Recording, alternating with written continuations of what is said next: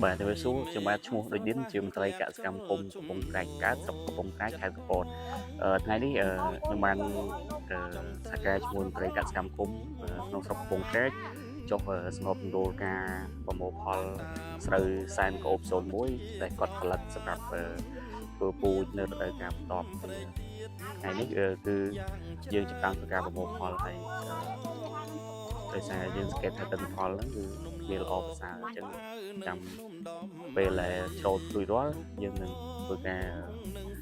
វិភាគលើសេដ្ឋកិច្ចថាតើគាត់ធ្វើទៅវាចំណេញឬក៏ខាតអញ្ចឹងខ្ញុំមានតែប៉ុណ្្នឹងសូមអរគុណដំណាក់កន្ទួតផ្ទះដៃសាទរបង្កើតទេសចរមកក្រុមទិសទី